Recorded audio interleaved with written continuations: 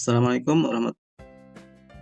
Dimulai dari bab SQL ini dijelaskan kepada teman-teman bahwa SQL atau Structured Query Language ini sebetulnya bukan bahasa programan yang lengkap ya, tapi dia adalah subbahasa gitu ya.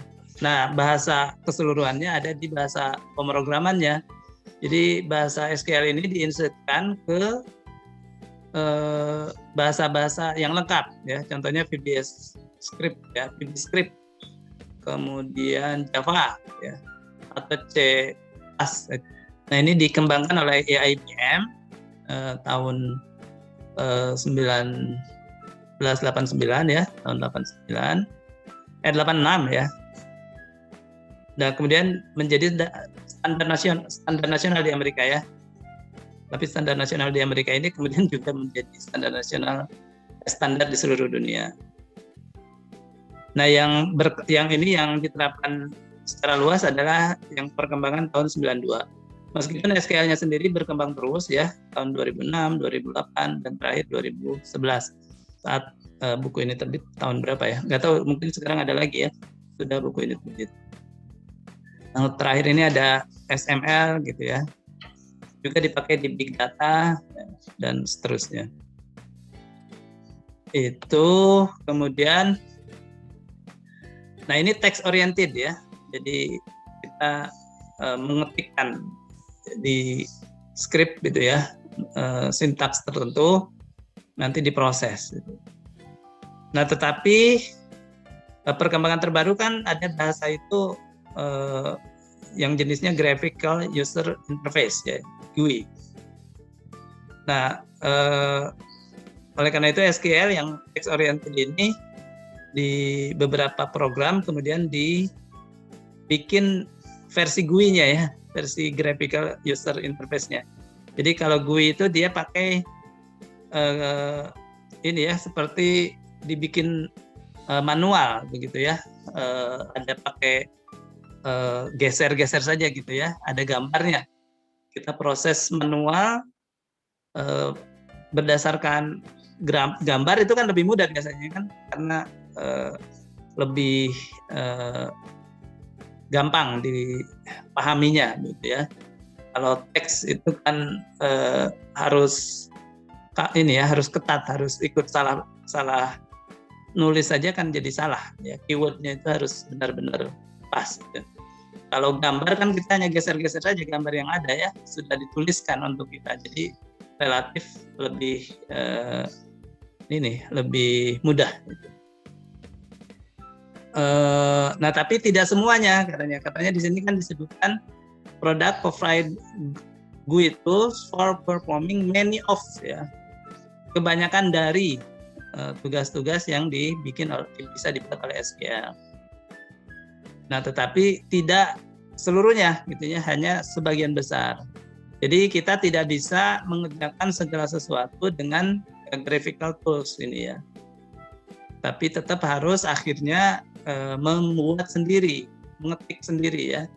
Harus paham SQL-nya yang memang asal-usulnya berbasis teks itu. Nah, yang banyak menggunakan graphical user interface ini adalah dengan Access, Microsoft Access ya. Nah, di sini ini secara bertahap diberikan ya penjelasan menggunakan database atau menggunakan pengolahan data ya dengan Access, Microsoft Access yang menggunakan SQL, tapi sebetulnya SQL Access use SQL but hides ya, tetapi disembunyikan ya. Ketikan SQL-nya itu tidak harus kita buat ya, tetapi sebetulnya di balik kita ngotak-ngatik visual ya, manual, sebetulnya Access membuatkan bahasa SQL-nya di belakang ya. Nah, untuk memahami Access ini kita sudah akan diberikan pembahasan dari awal, dari chapter 1 ini. Itu di sini, di bagian akhir setiap chapter ini ada Access Workbench ya. Jadi nanti silakan teman-teman kalau pas membaca Access yang Workbench-nya ini dari bab 1 nanti bab 1 baca dulu ya, pahami. Nah, khusus aksesnya baca di sininya. Atau kalau mau cepat, Anda langsung saja akses workbench-nya saja yang dibaca. Akses workbench 1, akses workbench 2, chapter 2. Baru akses workbench 3 di chapter 3 ini ya. Karena yang bab 1 dan bab 2 ini saya sudah bahas ya. Saya sudah bahas di YouTube. Nah, di YouTube-nya ini di mana ya? Saya buka aja ya. Yang bahas buku ini ya dari chapter 1 chapter 2 itu saya buat dalam satu video saja sih perasaan ya. Nah, ini buka di playlistnya ini ya. Jadi Anda tidak mengandalkan saya share link ya, karena sudah cukup banyak ya. Jadi Anda sendiri cari ke playlist, di sini ada TABK. Nah, yang saya bilang resume dari chapter 1 ini. Langkah awal membuat data akses bagian 2. Konsep database ini, yang konsep database. Jadi ini silakan dipahami. Ini chapter 1 dan chapter 2 dari buku Kronika itu ya. Nah, kalau yang sianya kan ada normalisasi, itu ada lagi di belakang. Nah, jadi kembali lagi ke sini, yang akses, Anda pelajari akses workbench chapter 1, akses workbench chapter 2, dan akses workbench chapter 3. Nah, ini adalah SQL di Microsoft Access. Nah, kemudian SQL-nya, tapi Anda baca bab 3 ini ya. Nah, di playlist ini kan SQL ada, yang kemarin kan baru saya share yang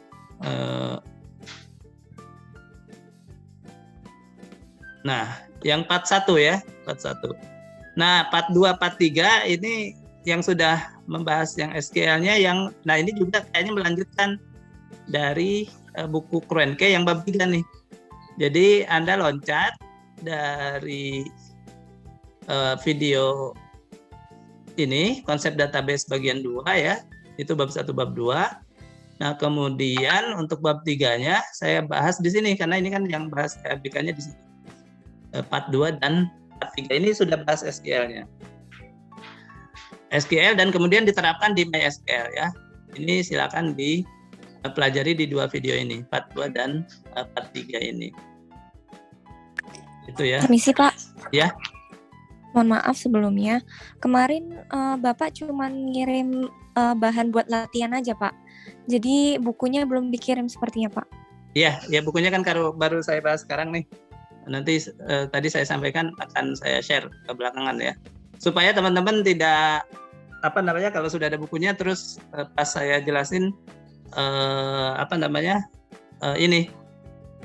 mengabaikan gitu ya. Udah ada bukunya, nanti aja lah gampang gitu ya. Dan memperhatikan ya apa yang saya sampaikan ya. Buku itu nanti untuk apa gitu ya. Tapi memang di video sudah ada, tapi saya sampaikan kan kemarin ya disimak dulu saja ya. Nanti yang di video itu kemarin karena targetnya teman-teman bisa install MySQL, dan kedua sampai kepada tampilan PHP MyAdmin ya. Nah, untuk yang berikutnya diikuti dulu ya, nanti bukunya sesudah pertemuan ini. Demikian Mbak Raina, ada pertanyaan lagi? Sudah tidak ada Pak. Terima kasih. Ya, ditunggu ya. Oke ya, terima kasih. Nah, kembali lagi. Jadi saya coba masuk lagi, tadi sampai mana? Nah ini ya. Jadi SQL ini biasanya sebetulnya satu bahasa semuanya ya. Tapi untuk memudahkan belajarnya dibagi-bagilah ya, dikategorikan. Yang pertama adalah yang masuk dalam kategori Data Definition Language ya, DDL, yaitu ini mungkin sekali aja, satu kali kalau satu database kan dibuat sekali aja kan, selama database itu digunakan ya. Nah, kalau sudah dibuat sekali nanti baru diolah kan berdasarkan database itu. Nah, pengolahan itu bukan data definition language lagi bahasanya, itu disebut sebagai kategori bahasanya sebagai data manipulation language ya. Nah ini kan database itu diolah untuk memudahkan pekerjaan kita ya. Nah dalam bentuk apa? Dalam bentuk kita cari, Mbak, ada kita cari apa namanya, data yang kalau di Excel kan kita pakai filter begitu ya, pakai sort gitu kan, pakai pivot gitu ya. Nah ini kalau di SQL pakai ini namanya data manipulation language ya. Jadi semuanya by text ya, apa namanya, dituliskan. Gitu. Nah yang ketiga ini 345 ini mungkin yang tahap lanjut ya, tahap lanjut procedural programming capabilities ya. Jadi ini sudah masuk di pemrogramannya ya. Control language, transaction boundaries ya, and control transaction behavior. Control language, grant database permission ya. Nah ini udah tindak lanjut kalau Anda sudah menjadi programmer ya. Ini yang kedua 3, 4. Nah mungkin data definition language dan data manipulation language aja yang Anda perlu pahami di apa namanya, di materi kita saat ini ya. Karena kita juga bukan untuk mencetak teman-teman menjadi programmer ya. Jadi asal mengenal saja untuk nanti kebutuhan kalau melaksanakan audit. Nah, ya silakan. Nah yang ini Pak, kan itu ada data control language ya Pak. Berarti itu sebagai auditor atau bahasan di TABK ini kita nggak mempelajari itu ya Pak. Jadi si auditor ini cuma DML aja ya Pak, dengan fitur select itu ya Pak? Iya, DML aja gitu ya. Kalau ini untuk membuat aplikasi database ya, aplikasi database. Aplikasi web database berbasis web lah gitu. Ya, demikian Mbak. Ini kalau ini kan apa namanya?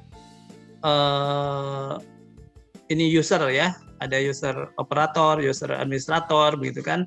Ngatur-ngatur penggunaan ke database itu bagaimana, itu pakai data control language. Saya juga belum bisa 2, 3, 4, 5 ini ya. Saya juga baru bisanya DML aja, itu juga masih sambil ngelihat-lihat rumus di sini. Nah tapi kalau yang akses saya relatif biasa pakai gitu ya. Makanya saya bilang teman-teman untuk mempelajari ini ada bagusnya mulai dari akses dulu ya. Yang akses itu soalnya kan lebih tidak langsung pakai bahasa gitu ya, teks ya. Jadi Anda cuma ngotak-ngatik yang ada di layar saja, layar digeser-geser ya. Kan kayak manggil nama mahasiswa gitu kan, sudah ada nama mahasiswa itu di sana, fieldnya sudah ada, tinggal diklik ya, dipindahin kan, klik pindahin. Nah kalau yang SQL asli, nama mahasiswa itu Anda harus tulis nama mahasiswa begitu ya. Nah itu kan kadang salah ya, nama mahasiswa itu pakai spasi atau tidak. Kalau harusnya tidak pakai spasi, Anda pakai spasi jadi salah. Berbasis teks itu tidak jalan ya SQL-nya.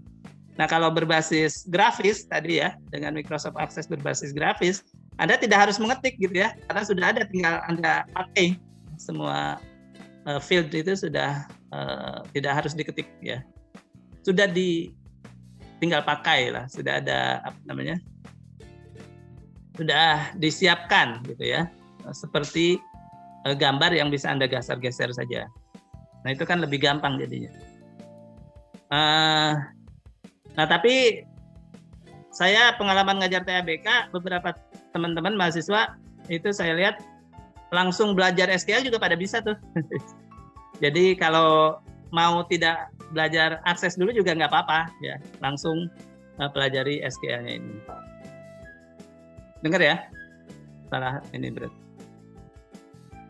Nah, kita akan pakai perusahaan ya, yang database perusahaan, Wedgwood Pacific ya. Ini perusahaan yang real ya, di Seattle, Washington. Memproduksi ini drone aircraft ya, pesawat drone ya, luar biasa nih ya. Perusahaannya bukan perusahaan main-main. Nah ini kan apa namanya, drone ini katanya juga sedang dikembangkan oleh Google, Facebook,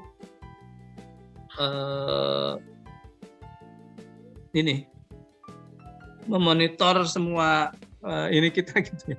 Mereka akan menyiapkan drone di banyak tempat gitu ya, terus jadi teknologi baru lagi ya, nanti semakin memudahkan gitu ya di level berikutnya nih dari perkembangan IT itu ya, menggunakan drone ini.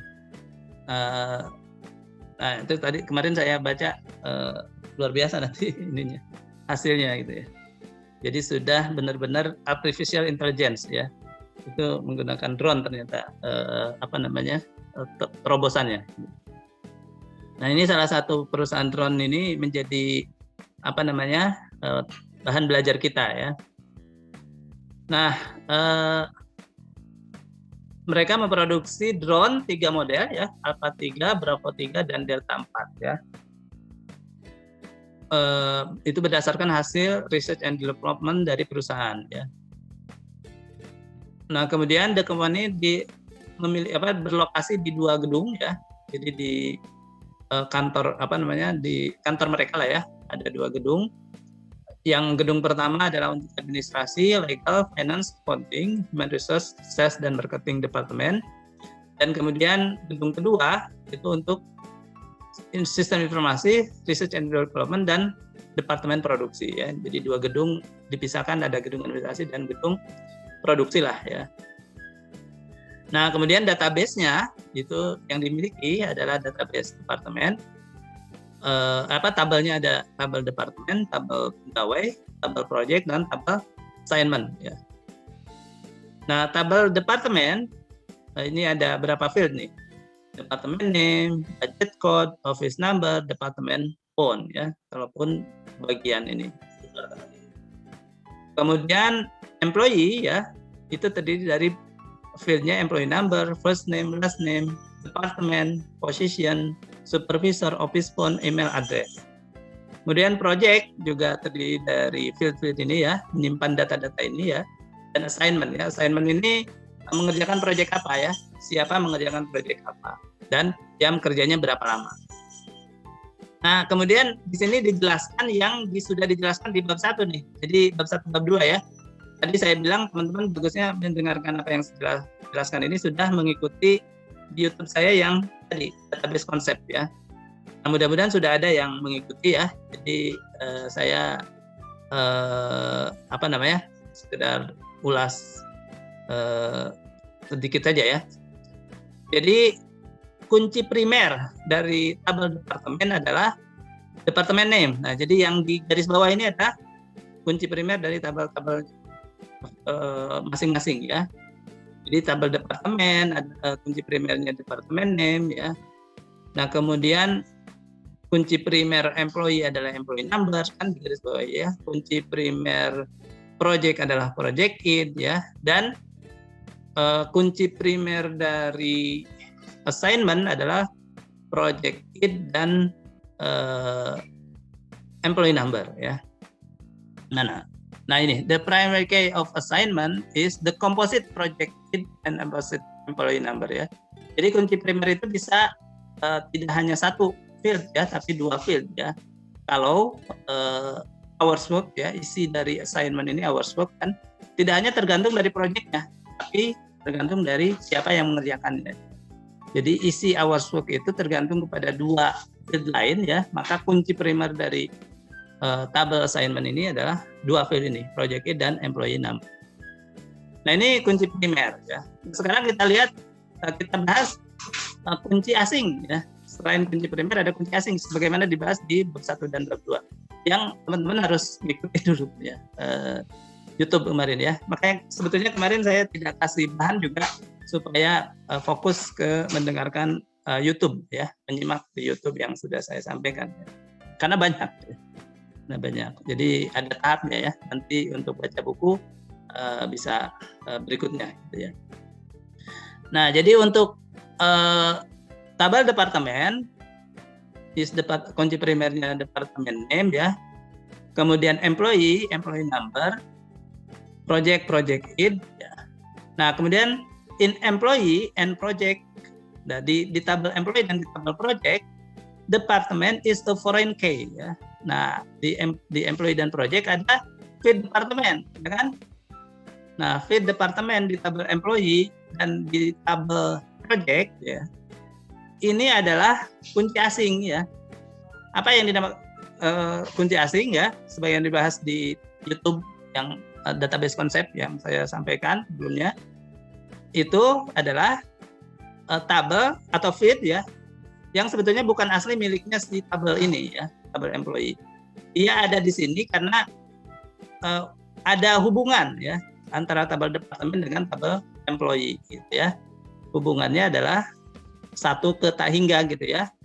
Jadi setiap departemen yang ada di employee itu harus ada entry-nya gitu ya. Harus ada di departemen, di tabel departemen ya. Jadi si employee ini bekerja di departemen apa gitu ya. Departemennya kan ini di atas ini ya. Administrasi, legal, finance, accounting gitu ya. Jadi jangan ada di employee itu dia bekerja di departemen yang tidak ada di departemen di sini. Nah, ini kan sama dengan soal ujian Anda ya. Soal ujian teman-teman ya. Mana yang tidak ada di employee id gitu kan. Mana yang tidak ada di departemen id ya. Nah, itu kan kalau di database ini harus dipaksa ya. Kalau di Excel saja Anda bisa tidak kelewatan gitu ya. Ada departemen di employee yang tidak ada di tabel departemen. Nah, kalau di database ini sudah dikunci ya. Dengan ini dibuat menjadi kunci primer ya, yang ini menjadi kunci asing ya, foreign key, yang ini menjadi primary key, dan kemudian dihubungkan ya, direlasikan, maka tidak mungkin lagi ada di employee departemen yang tidak ada di departemen. Demikian juga di proyek tidak mungkin lagi ada departemen proyek ya yang tidak ada di departemen. Pasti karena dia dihubungkan, semua departemen yang di proyek ada di tabel departemennya. Jadi sebenarnya departemen ini dengan departemen name di departemen ini isinya akan identik ya, tidak ada yang tidak ada di departemen ya. Jadi namanya saja dibedakan ya. Yang di departemen namanya departemen name, di tabel employee dan di project namanya departemen saja ya. Nah, ini disebutkan di sini. The primary key assignment remember that a foreign key does not ya, kan, does not need to have the same name as the primary key to which it refers ya. Jadi kenapa tidak bisa beda ya? Karena memang tidak harus beda, tidak harus sama. Tidak sama. Nah, ada manfaatnya beda ya, supaya kita tahu di tabel asalnya namanya departemen name ya, tapi di tabel yang dihubungkannya itu adalah departemen. Jadi kalau ada field department, kita tahu field department itu bukan dari departemen, meskipun ya isinya pasti ada di tabel departemen name, di field department name di tabel departemen. Itu ya hubungan antara tabel-tabel ini. Nah, ini kalau di database bukan akses ya, ini harus disimpan ya, catatan mana primary key ya, kemudian mana foreign key, itu harus masuk di dalam data definition language ya, di data definition language. Nah, kira-kira data definition language ini logikanya seperti ini ya. Jadi yang tadi kita sebutkan, kita harus pahami ya, atau bisa kita tuliskan nanti ya di SQL-nya ya. Seperti ini. Department in employee must exist in department gitu ya.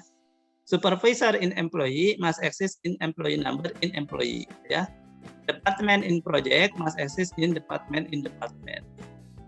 Nah, ini kira-kira logikanya ya, tapi sintaks di SQL-nya sih tidak persis seperti ini ya. Nanti kita akan sampai. Nah, kita lanjutkan. Nah, di Microsoft Access, relasi ini, nah ini yang saya bilang graphical user interface ini ya.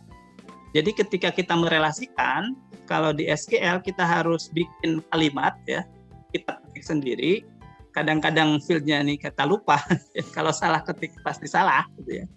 Nah di akses itu kita tinggal bikin aja ini ditarik ke sini gitu ya, ini ditarik ke sini. Project juga sama ya, jadi ini hubungan tadi ya, departemen di employee ini menjadi kunci asing gitu ya, ini dihubungkan dengan kunci primernya departemennya, tinggal kita tarik begini, nanti ditariknya terus masukin ke sini. Nah ini Anda pelajari di bab 1 bab 2 ya, kalau di akses, untuk memahami akses ini. Nah ini nanti ada kunci itu satu tak hingga ya, maksudnya di sini kan ditulisnya referensi ya, referensi itu hanya satu departemen satu baris gitu ya, tapi si referensi ini di employee ABCD kan bisa saja dia kerjanya si A di administrasi, si B di administrasi, si C di administrasi kan. Administrasi itu bisa diulang-ulang gitu ya.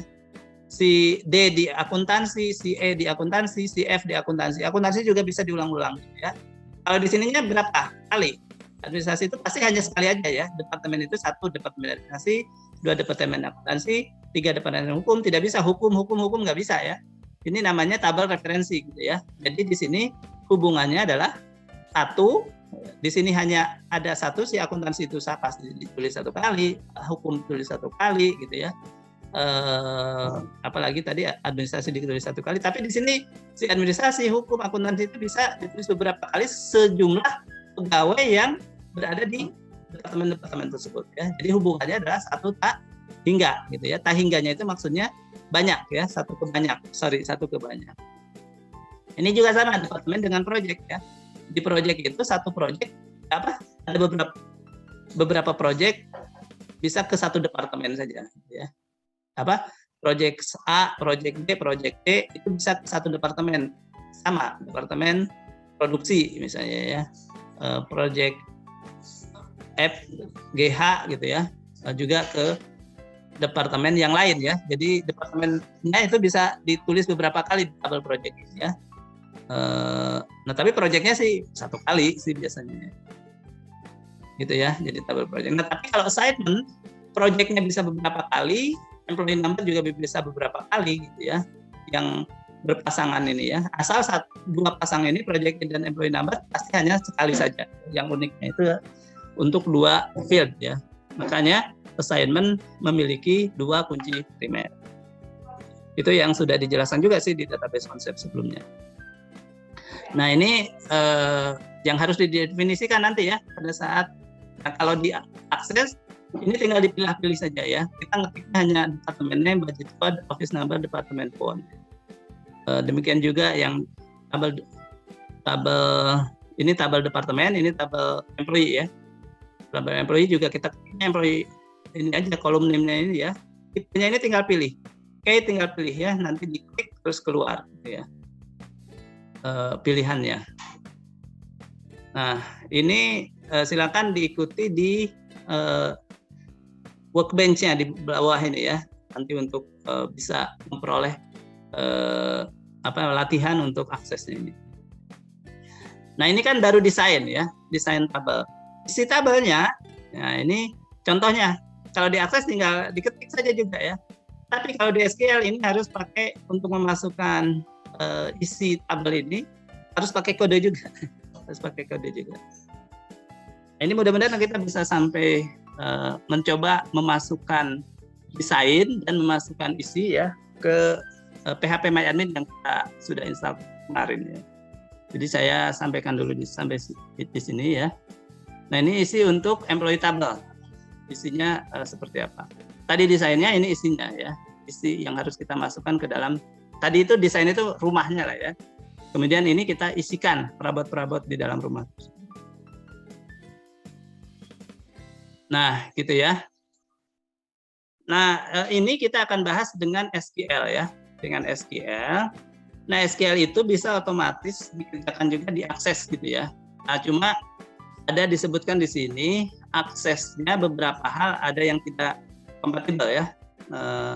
Nah, dia bilang untuk akses biar bisa maksimum gitu ya, itu Anda hidupkan dulu di Microsoft Access Option ya. Di sini ada menu ini, diklik ya.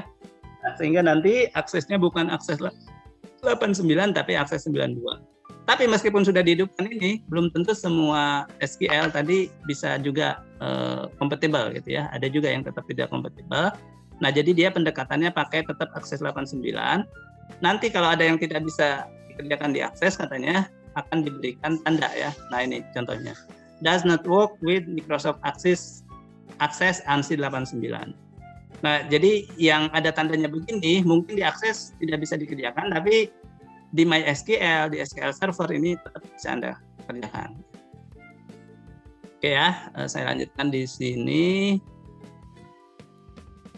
Nah, pertama kan ini data definition language ya, untuk membuat tabel gitu ya. Nah, sintaksnya itu adalah create table ya. Jadi kita bahasa SQL keywordnya adalah create table.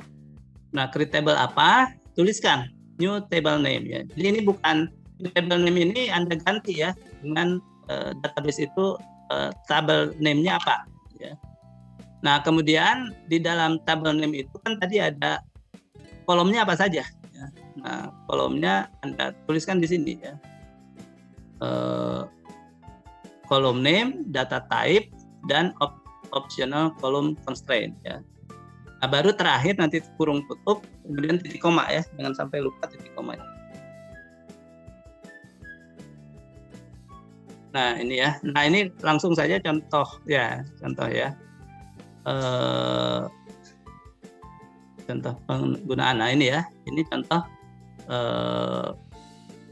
yang lengkap nih untuk tadi ya. Create table department, create table employee, create table project ya. Ada satu lagi yang belum dibuat ya. Itu nanti dibikinnya di, kalau nggak salah di appendix-nya ya. Tabel apa yang belum? Assignment ya. Assignment ini karena ada relasi yang istilahnya apa di sini? Relasinya dia. Nah di sini nih recursive relationship ya. Jadi ini dibahas di belakang ya, dibahas belakangan. Jadi di assignment tidak dibahas dulu ya. Jadi kita praktekkan dulu yang 3 tabel ya dengan ini. Ya, jadi department name ya ada 3 kolom yang 3 properti dari setiap tabel yang harus kita definisikan ya.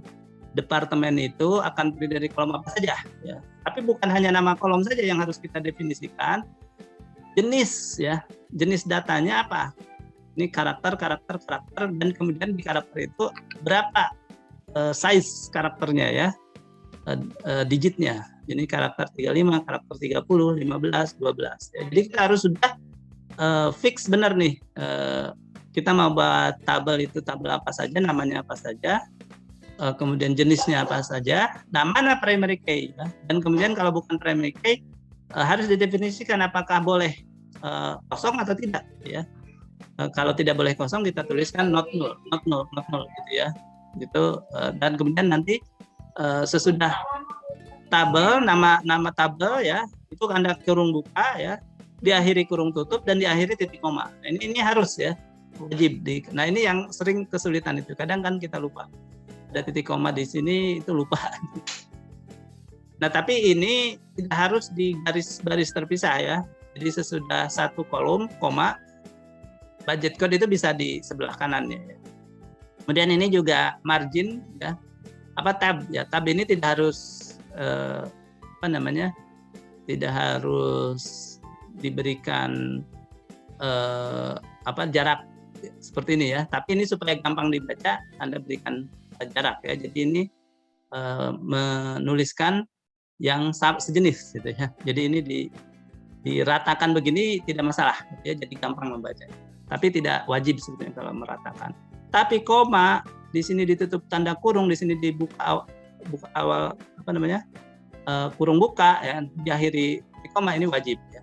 Kalau tidak nanti tidak jalan. Itu ya. Nah, ini silakan dibaca ininya penjelasannya lagi di bawah ya, di penjelasan itu. Nah, sekarang yang perlu untuk bisa kita praktekkan ada penjelasan di sini. Kalau Microsoft Access itu tadi langsung bisa Anda buka di Workbench ya. Tapi kalau SQL pakai MySQL ya. Itu Anda mana ya? Ini.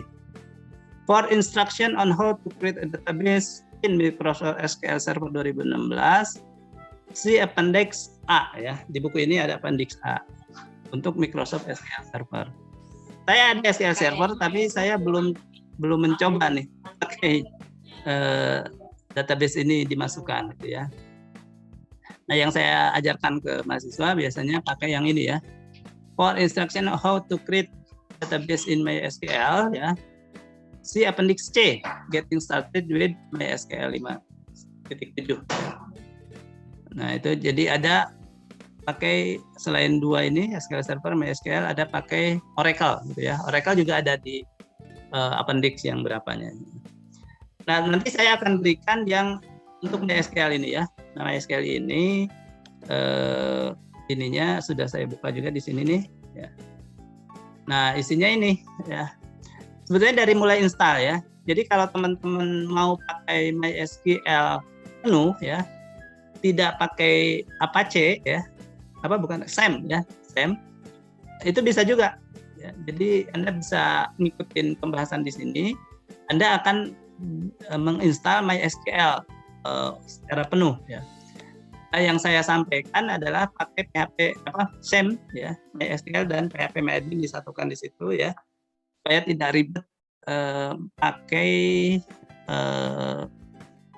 mungkin kalau SQL sih tidak terlalu masalah ya, tidak ada yang saya khawatirkan ribet itu tidak terlalu tidak banyak lah, mungkin harus tinggal baca aja ya. Kayaknya sih relatif masih bisa. Yang saya jelaskan di sini kalau Anda install MySQL juga bisa Anda terapkan di sini.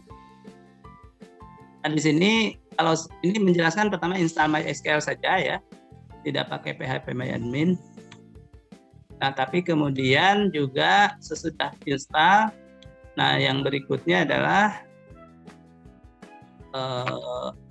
ini mulai membuat bagaimana memasukkan ini ya.